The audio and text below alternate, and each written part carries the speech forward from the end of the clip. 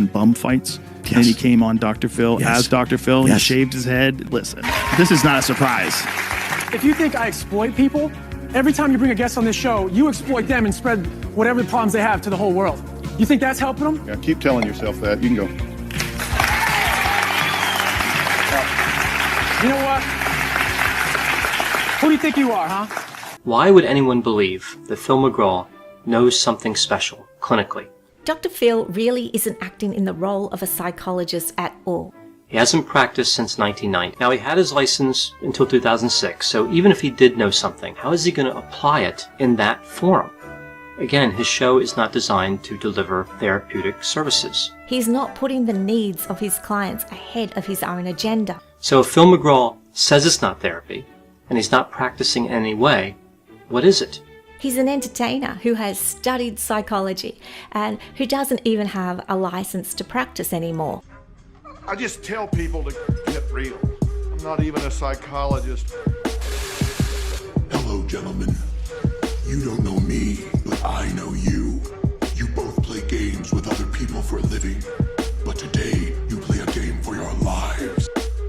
I want to start this one a little differently, because after the last video about Ellen DeGeneres, the comments section was flooded with people saying the same thing over and over. You need to talk about Dr. Phil. And honestly, fair. I listened to my comments, and the more I dug into it, the more uncomfortable this whole story became. Because for years, Dr. Phil wasn't just daytime TV. He was positioned as an authority figure, a guy people trusted with their most fragile moments. On the surface, Dr. Phil McGraw built one of the most successful talk shows in American history. According to him, his program created the most comprehensive mental health forum television had ever seen. Millions tuned in daily to watch troubled teens, broken families, addicts, and people in full psychological crisis sit across from him while he delivered blunt advice with absolute confidence. The show didn't just live on TV either. It exploded online. Clips hit YouTube, TikTok, Facebook, racking up billions of views. For a long time, it felt like Dr. Phil was untouchable. But slowly, that image started to crack. Because when you step back and really look at what the show was doing, a disturbing pattern starts to emerge. Dr. Phil wasn't just helping people. He was turning some of the most vulnerable individuals in society into content. And not in a subtle way, in a very deliberate, monetized, algorithm-friendly way. One of the first things that surprises people when they actually research him is this. Dr. Phil is not a licensed psychologist. He was licensed decades ago, but that license expired, and he never renewed it. Why would anyone believe that Phil McGraw knows something special clinically? Dr. Phil really isn't acting in the role of a psychologist at all. He hasn't practiced since 1990. Now, he had his license until 2006, so even if he did know something, how is he going to apply it in that forum?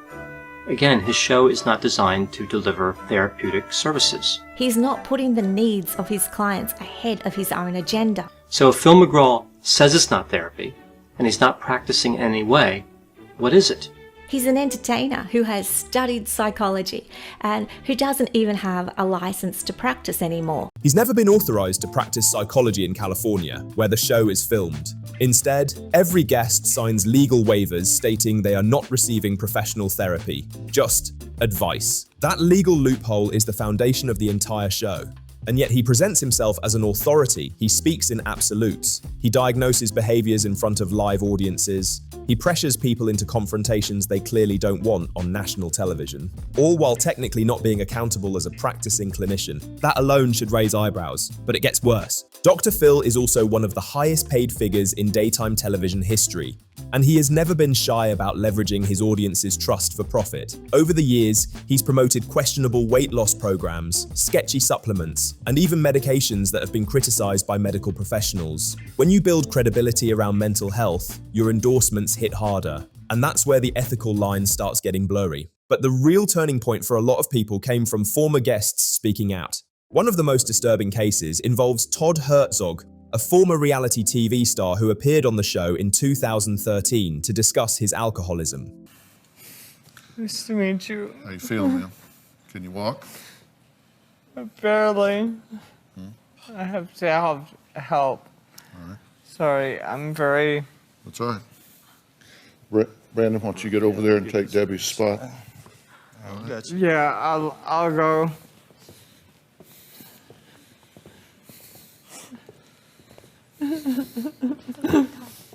I'm sorry, I'm crying because I just can't believe this is happening. So, Turn around. Stephanie, Just come turn around. One, Okay. 2, 3. Here we go. why do you guys have 9-foot chairs? Years later, Todd claimed that when he arrived at the studio sober, he found bottles of vodka waiting in his dressing room. Not hidden, not accidental, placed there. He drank them. Then, according to his account, staff gave him Xanax before dragging him on stage. I show up to the studios and I'm sober. I'm hurting a lot and I'm shaking. My dad was there and I went and talked to him in his dressing room and I was completely sober. And then they pull me into my dressing room and there was 2 liters of vodka and like some Red Bulls and orange juice and stuff like that. You know, being unsupervised by my parents, I drank the entire bottle. And then at some point, somebody gave me a Xanax. They said, this will calm your nerves. And so I had been drinking and took a Xanax, which I've never taken Xanax before in my life. And I know that can be a deadly combination, so why it was given to me, I don't know. If true, that's not entertainment, that's endangerment. Mixing alcohol and benzodiazepines is medically dangerous, potentially fatal, and what makes this allegation harder to dismiss is that Todd says when he returned to the show later, the exact same setup happened again. Same bottles, same environment. That doesn't sound like a mistake, that sounds like production manipulation. And then there's the case that changed internet culture forever. In 2017, a 13-year-old girl named Danielle Bergoli appeared on Dr. Phil after violent confrontations with her mother. That episode didn't just go viral, it exploded. Catchphrases, memes, hundreds of millions of views. Danielle became famous overnight. You know, that way you don't ever get hurt. It's not like you want to be accepted and held close because, and then when people don't, that hurts. So if you come in and alienate everybody and you're pissed off and you push everybody away and you're like a porcupine, then you don't ever feel the sting of rejection. And it's a way to go through life if you have low self-esteem and low self-worth. Yeah. And I think that Danielle clearly has low self-esteem and self-worth, which is really sad because I think she has so many great qualities. I think she's obviously very smart, but I do think she's on a self-destructive course right now. But after the cameras stopped rolling, she was sent to Turnabout Ranch, a so-called rehabilitation center in Utah. What happened there, according to multiple former residents, is horrifying. Years later, Danielle broke her silence and described a place where teens were allegedly subjected to physical punishment, psychological abuse, humiliation, isolation, and neglect. I personally feel they swept us under the rug without even bothering to interview Hannah as a victim.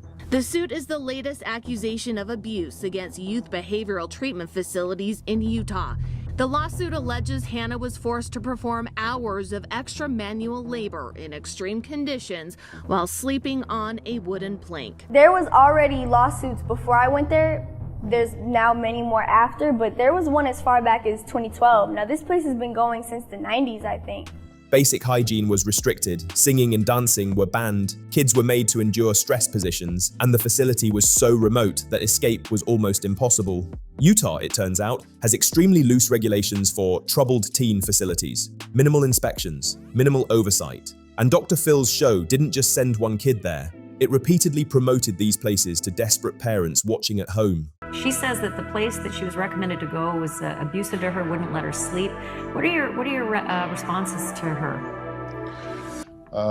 We don't have anything to do with what happens with guests once they leave the stage. I mean, that's between the guardian and the parent and whatever facility they go to. So we're not involved in that. We don't have any feedback from them. So whatever happens once they're there, that's between them and the facility. A violent death occurred at Turnabout Ranch. A teen with a known history of suicidal ideation and substance withdrawal, conditions the ranch claimed it would not accept, was admitted anyway. That case ended in tragedy, and the remaining teens were reportedly told to never speak about it. Life went on, filming continued, and this is where the story shifts from problematic TV to something much darker. Because if you're Dr. Phil, with producers, legal teams, and years of industry experience, There's no plausible way you didn't know something was wrong, especially when parents sign release forms allowing communication between the show and these facilities, especially when allegations stack up,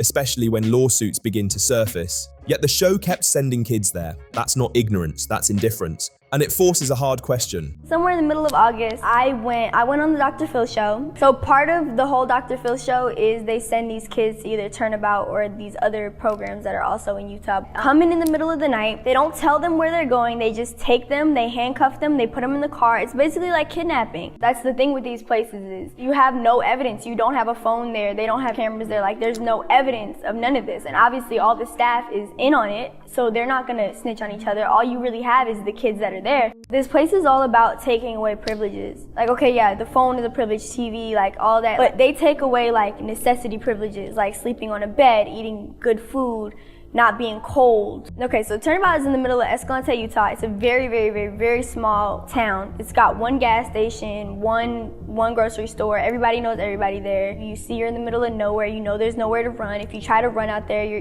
they're gonna find you, you're gonna get in more trouble, or if you do get away, you're gonna get eaten by a coyote or something. Was the goal ever truly to help people? Or was it to create viral moments, emotional breakdowns, and redemption arcs that played well on camera? Because once you see that pattern, it becomes impossible to unsee. The guests who don't want to be there, the teens who beg not to be filmed, the adults who are clearly unstable, pushed into confrontation while audiences clap. Dr. Phil positioning himself as the calm authority figure while chaos unfolds around him. Chaos that benefits ratings. This wasn't accidental, it was formatted. Once you understand what happened with the teens and the facilities Dr. Phil kept quietly recommending, the adult cases start to look very different too, because suddenly what once felt like tough love television starts to resemble something closer to humiliation disguised as help. One of the clearest examples of this is what happened with Shelley Duvall. In 2016, Shelley Duvall, best known for her role in The Shining, appeared on Dr. Phil in an episode that was heavily promoted weeks in advance. The promo clip alone was disturbing. A 30-second out-of-context snippet was pushed everywhere, framing her as delusional, unstable, and disconnected from reality. From red carpet to near recluse. I loved Robin Williams. I don't think he's dead. Where do you think he is? Shape-shifting. Do you see him? Have, yes. Will you let me get you to the doctor so you can get checked out? If you so much as attempt to get my moon mole, I'll kill you. This wasn't subtle, it wasn't educational, it was bait. Shelley was clearly struggling with mental illness and unresolved grief, especially after the loss of people she'd been close to in her life. Any licensed mental health professional will tell you that grief, paranoia, and isolation can manifest in complicated ways. But instead of approaching this with care, the show packaged it as spectacle. Actors, directors, and fellow artists immediately spoke out. People who actually knew Shelley publicly begged viewers to boycott the episode. They accused the show of exploiting a woman who couldn't fully consent to being framed this way. And that's the key word here, consent. Just because someone signs a release doesn't mean they fully understand how they'll be portrayed once editing, promos, and headlines get involved. Dr. Phil, of all people, should understand that. He sent Shelley to a treatment facility thousands of miles from her home in Texas. Not nearby, not somewhere familiar. 3 days later, she left and returned home. If the goal was genuinely to help, why uproot her so aggressively? Why turn a vulnerable moment into content instead of care? And this wasn't an isolated incident. Another case that resurfaced involved a teenage boy brought on the show because his parents were concerned about his video game habits and violent tendencies. During filming, the teen repeatedly said he didn't feel comfortable receiving psychological help on television. He asked not to do it publicly. He looked visibly distressed. But the show kept going. At one point, his demeanor noticeably changed, almost like he was repeating something he'd been coached to say. Maybe that's coincidence, maybe not. But when you start lining up these moments, the discomfort, the pressure, the public framing, a pattern forms. Guests who resist the narrative don't control the narrative. And then there are the lawsuits. In recent years, former guests have sued Dr. Phil and CBS, alleging humiliation, misrepresentation, and emotional distress. One woman appeared on the show to discuss abuse she suffered, only to have the focus suddenly flipped onto her own mental health struggles, framing her as unstable rather than supported. That's not just insensitive, it fundamentally changes how millions of viewers perceive her. Because when you watch the show carefully, Dr. Phil's role is rarely collaborative. He doesn't explore uncertainty, he doesn't sit with complexity.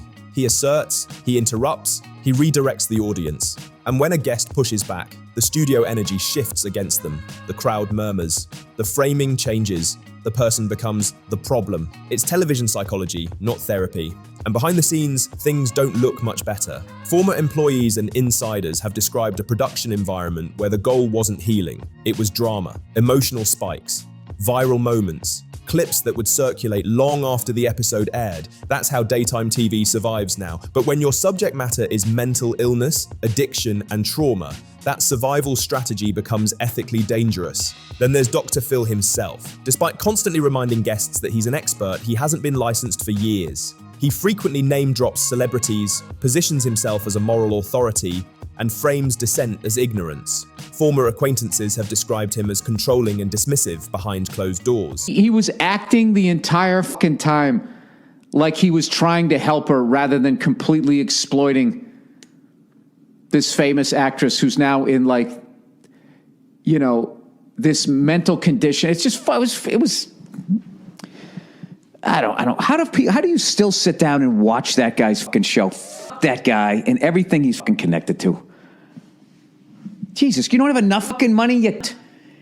You don't drag enough fucking penniless people onto your fucking show. You don't have enough honey boo boo people coming on your fucking show. You got to do that.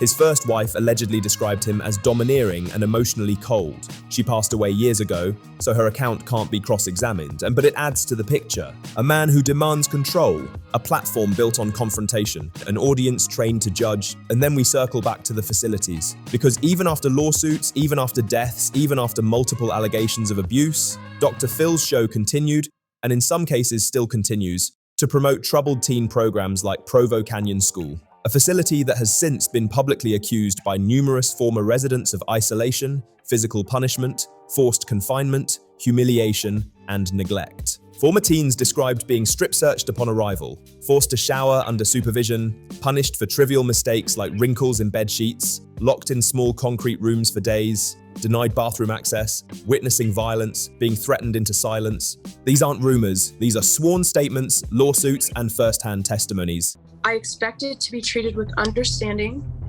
Instead, I experienced retaliation from the ranch after I spoke up, in what appeared to me to be a punishment for reporting my abuse. And yet, Dr. Phil positioned himself as the gateway. Parents trusted him. Parents watching at home thought, if Dr. Phil recommends this, it must be safe. That trust is powerful. And when it's misplaced, the damage isn't abstract, it's lived. Which brings us to the uncomfortable truth at the center of all this. Dr. Phil didn't just accidentally cross ethical lines. He built a system where those lines were blurred by design. Legal waivers instead of licenses. Advice instead of therapy. Entertainment instead of accountability. A format where exploitation could always be reframed as help. And when criticism came, it was deflected. When scandals surfaced, they were minimized. When lawsuits appeared, they were settled quietly or dismissed. The show ran for years because it worked. It made money, it made clips. It made Dr. Phil a brand. But brands eventually collapse under their own contradictions, especially when the audience starts asking the wrong questions. Questions like, why are the most vulnerable people always the ones paying the price? This isn't about cancel culture. It's not about one bad episode. It's about a long-running machine that normalized turning suffering into spectacle. And once you see that machine clearly, it's hard to look at Dr. Phil the same way again. That's the uncomfortable reality behind the man who told millions of Americans he was there to help them. By the time you zoom out and look at Dr. Phil's career as a whole, what becomes impossible to ignore is that none of this happened by accident. This wasn't a few bad guests, a couple of unfortunate facility recommendations, or one poorly handled episode. This was a system that worked exactly as intended for a very long time. The show didn't survive for decades because it helped people, it survived because it performed help. That's the distinction that matters. Real therapy is slow, it's uncomfortable, it's boring, it doesn't resolve itself in 42 minutes with a standing ovation and dramatic music swelling in the background. Real mental health work happens off camera, with privacy, boundaries, and accountability. Dr. Phil offered the opposite: instant clarity, instant judgment, and instant heroes and villains. And audiences loved it, because it felt good to watch someone else's chaos get neatly packaged and solved. It felt good to believe that suffering could be fixed with a firm lecture and a few buzzwords. It felt good to trust that the man on stage knew what he was doing. But the truth is, the show was never about solutions. It was about control of the narrative. Dr. Phil didn't just guide conversations, he dominated them. He framed the audience's reaction before they even had time to think. He used authority language, absolute statements, and moral certainty to flatten complex human problems into digestible TV moments. And when guests didn't cooperate with that framing, they were subtly positioned as resistant, dishonest, or broken. Guests who comply are making progress. There's no room for nuance in that structure, and there's certainly no room for dignity.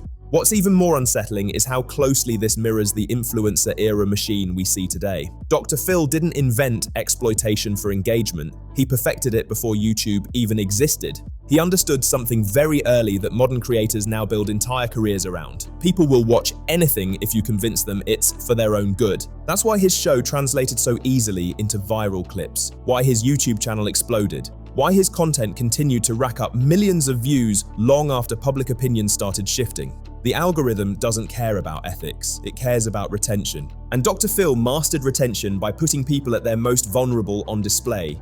The most disturbing part isn't that he did this once or twice, it's that he kept doing it even after the consequences became undeniable, even after deaths, even after lawsuits, even after survivors spoke out in detail about abuse, humiliation, and lifelong trauma. At that point, ignorance stops being a defense. If you recommend facilities accused of torture and neglect, you're responsible. If you platform suffering for profit, you're complicit. If you build an empire on the pain of others, you don't get to hide behind good intentions. And yet for years, Dr. Phil did exactly that. He positioned himself as the reasonable adult in the room while everyone else was framed as chaotic. He dismissed criticism as jealousy or misunderstanding. He leaned on legal technicalities instead of moral responsibility. I'm not treating them, I'm advising them. I'm not responsible for the facility, I'm just suggesting it. They signed waivers. But here's the thing about power. When you have it, technicalities don't absolve you. Parents trusted him, guests trusted him, audiences trusted him. That trust carried weight. And when it was abused, the fallout didn't land on Dr. Phil, it landed on the people who were already struggling. What makes this even harder to swallow is how easily all of it could have been avoided. He didn't need to exploit addicts to be successful. He didn't need to parade mentally ill people for shock value. He didn't need to send teens to remote facilities with documented abuse histories. He already had fame, money, influence, and reach. But the machine needed fuel. And fuel in this case was suffering. That's why so many former guests say the same thing in hindsight. Once the cameras stopped rolling, the care stopped too. No long-term follow-ups, no accountability. No responsibility for what happened after the episode aired and the internet moved on. And maybe that's the most damning part of all. Dr. Phil wasn't reckless, he was consistent. He made the same choices over and over because they worked, because the audience rewarded them, because the network profited from them, because the consequences were always delayed and diffused until they weren't. Public opinion shifted, survivors found each other, receipts piled up, patterns became impossible to ignore, and suddenly the image cracked. Not because Dr. Phil changed, but because people finally started looking past the performance. This isn't a story about cancel culture or hindsight bias. It's a warning about what happens when entertainment wears the mask of care, when authority goes unchecked, when we confuse confidence with competence and visibility with virtue. Dr. Phil didn't just expose broken people, he exposed how easily audiences can be convinced that exploitation is acceptable if it's framed as help. And that lesson extends far beyond daytime television. It applies to influencers, to platforms, to anyone who builds power by putting others on display. And sooner or later, the bill always comes due. That's the real legacy behind the Dr. Phil empire. Not empowerment, not healing, but a blueprint for how suffering can be monetized at scale, hidden behind applause, authority, and a reassuring voice telling you it's all for your own good. And once you see that, you can't unsee it. So what do you think? Does this completely change the way you look at Dr. Phil and the kind of power TV personalities have behind the scenes? Or do you think people are being too harsh looking back on all of this now? Let me know your thoughts in the comments. I actually read them all. And if you enjoyed this breakdown, make sure to like, share, and subscribe for more deep dives into YouTuber drama, influencer controversies, and the stories the mainstream doesn't really want to touch. This story definitely isn't over, and knowing how the internet works, the next chapter is probably going to get even messier. I'll see you in the next one.